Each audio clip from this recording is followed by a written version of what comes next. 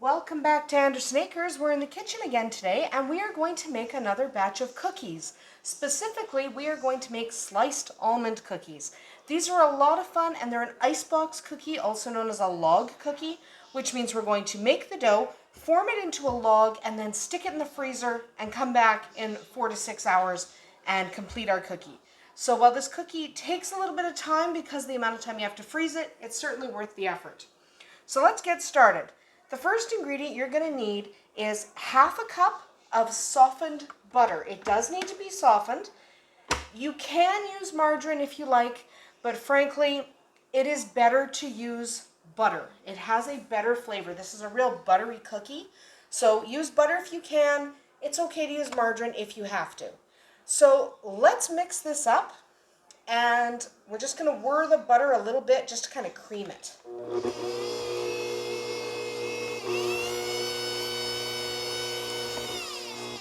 There we go. Now, anyone wondering what kind of mixer I'm using? I get the question all the time. I'm using a Bosch compact kitchen machine, the 400-watt one. I'll put a link to the machine I'm using. I really do love this mixer. It works very well. So if you want to know what mixer I'm using, look at the link in the description. So to our half a cup of butter, we're going to add half a cup of sugar, just plain old white sugar. Now we're going to mix that, turn the mixer on, and cream those two ingredients together.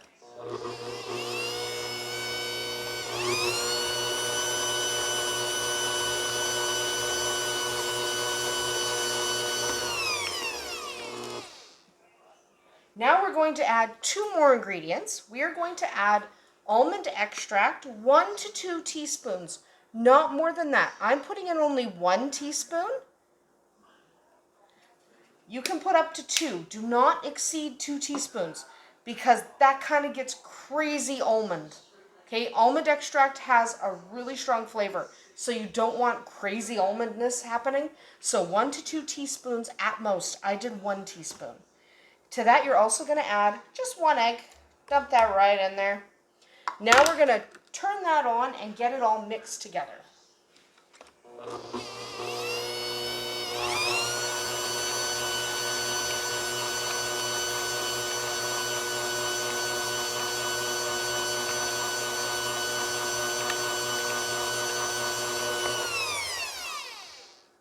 Okay, now we're going to lift this guy up, scrape the butter off the sides, because what always happens no matter what mixer you're using is the butter rides up on the sides. That's just the rule.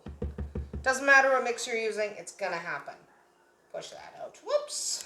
Put that in there. Don't worry if you make a little bit of a mess. It's just cookie dough. It's not the end of the world. Okay, drop that back in. Turn it on again.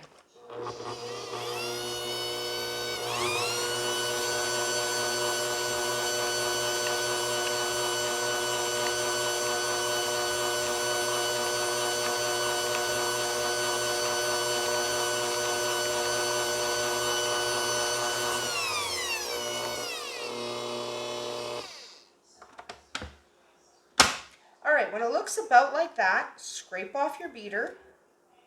Okay, scrape off your beater or your paddle, whatever you're using in your mixer. You can do this by hand, of course. It's easier to use a mixer. You can use a stand mixer or a hand mixer. It's just easier to do it if you have a mixer. So now we're going to add the last 3 ingredients.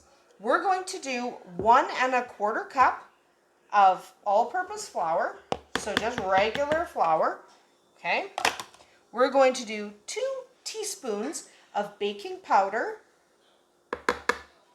and we're going to do half a teaspoon of salt. People are always surprised when I say you need to do a little bit of salt in your cookie. Salt doesn't just make things salty. It also unifies flavors and enhances the taste. So half a teaspoon of salt in this recipe really does make a difference. Okay, let's lower our beater again. Mix everything in, being careful not to turn it too high because you don't want that flour popping out everywhere.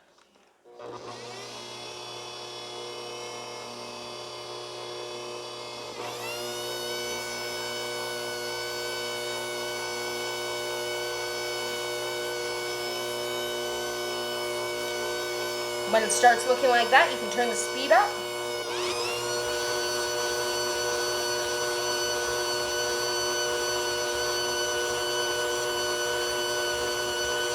And up one more time. Back down, that got crazy.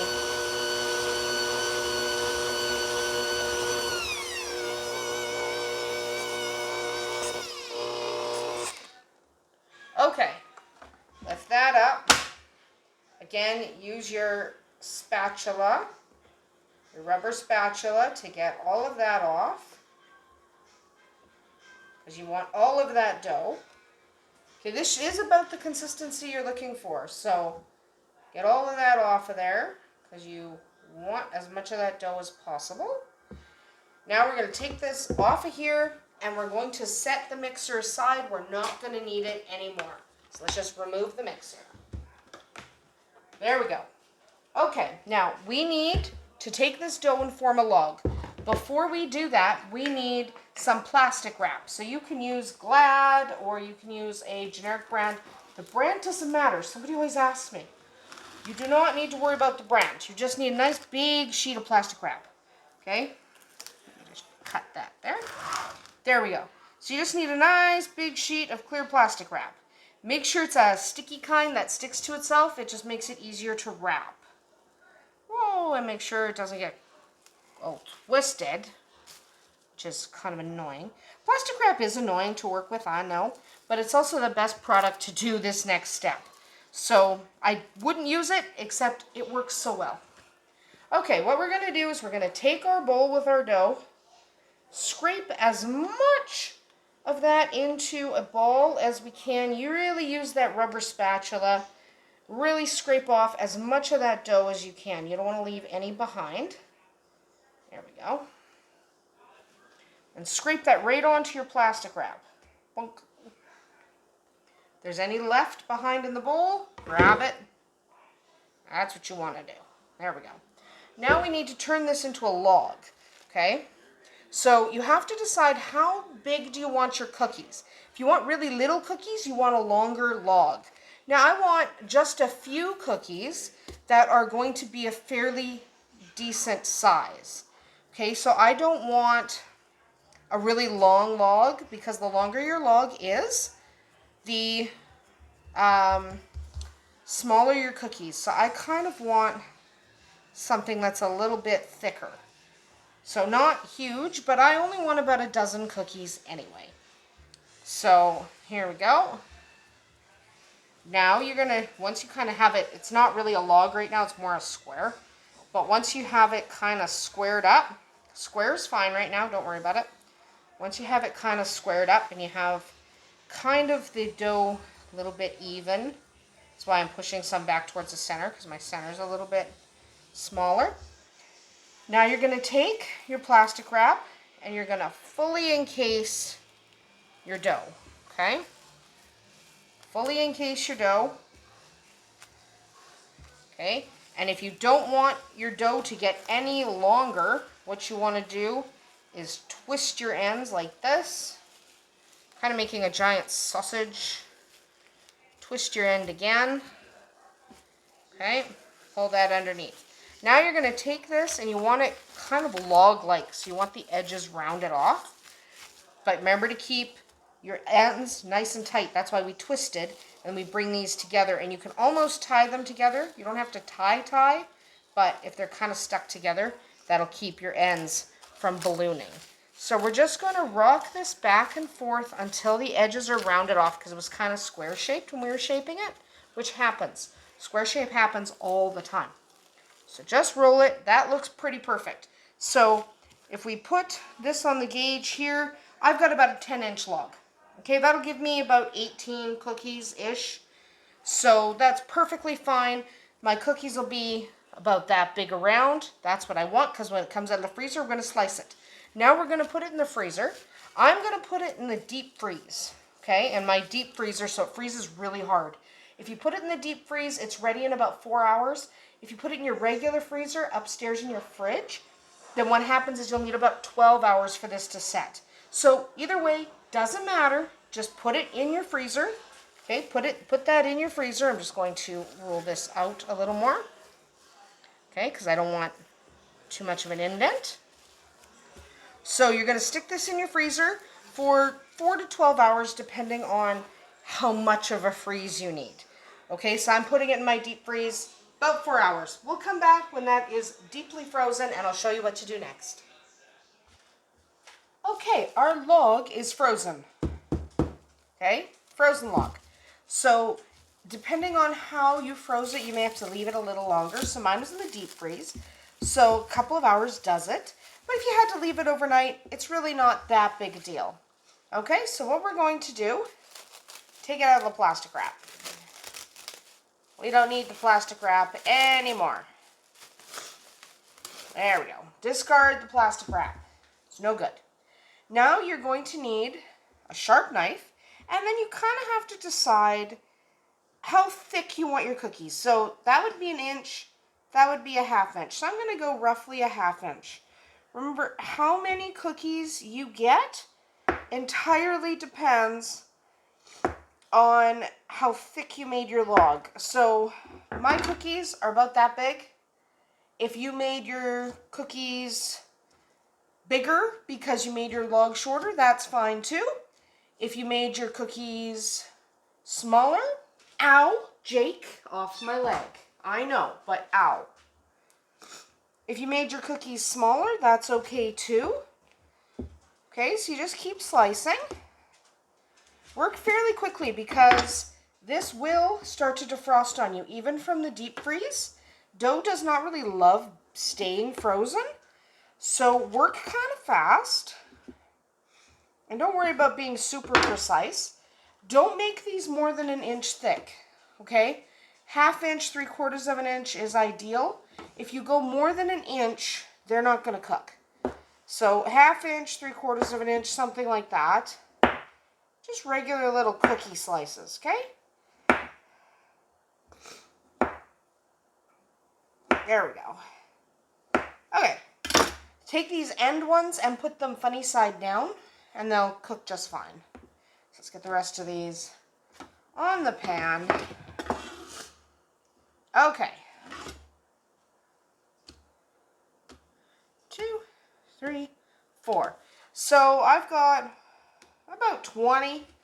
That's about how big I made them.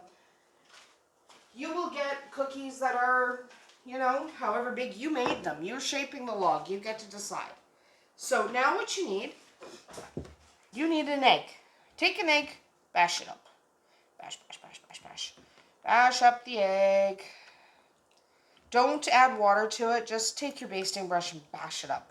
It's not complicated.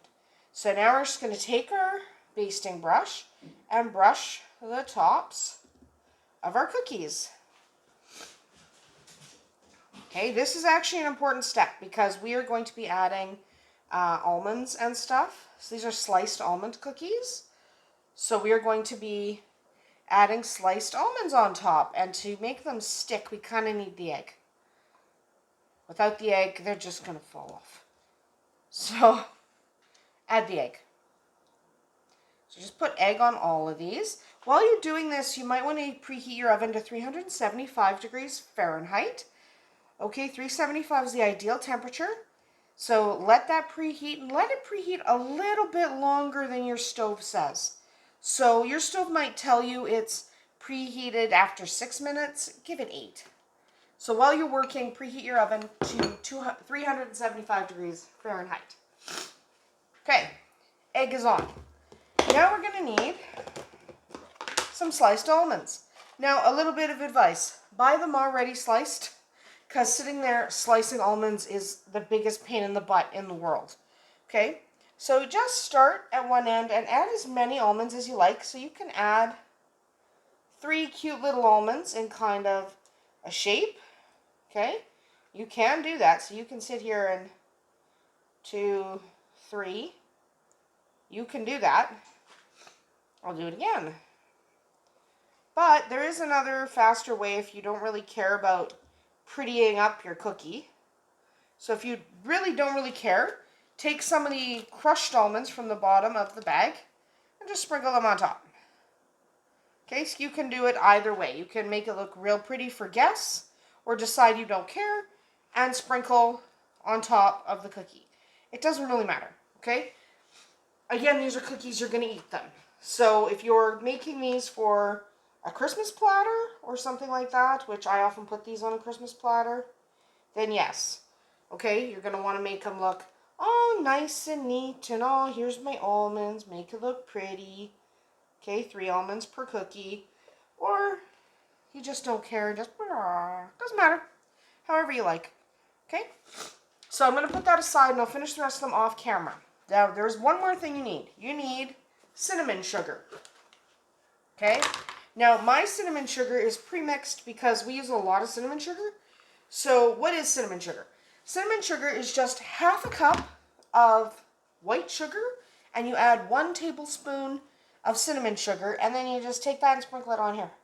So, I mix cinnamon sugar in bigger batches, and if you wanted a stronger cinnamon flavor, you can add extra cinnamon instead of the 1 tablespoon. And if you want lighter cinnamon sugar, so you don't like as much cinnamon flavor, you can add less cinnamon to your sugar. Okay, but this is generally half a cup of sugar to 1 tablespoon of cinnamon. So that's what you do. I will finish the rest of them off camera, and then we're going to bake them in a 375-degree oven for 12 minutes. Pretty much exactly 12 minutes. Too much and they get overcooked, not enough and they will not be cooked in the center. Remember, they are frozen. So 12 minutes at 375.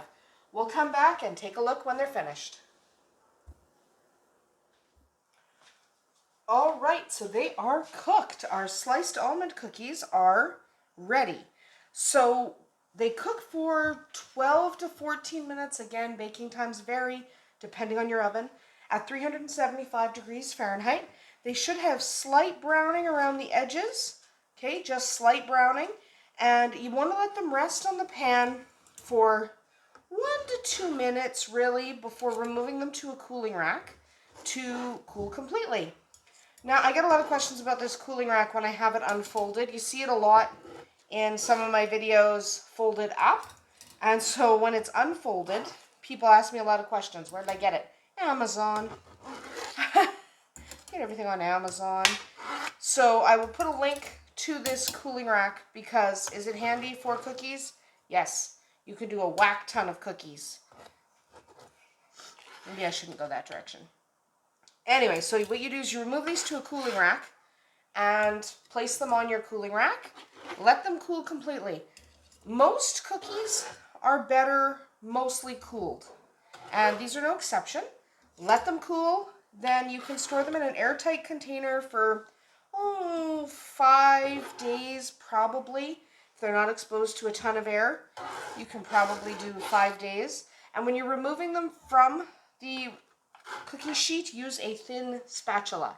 So this isn't as thin as the other one because it's in the dishwasher.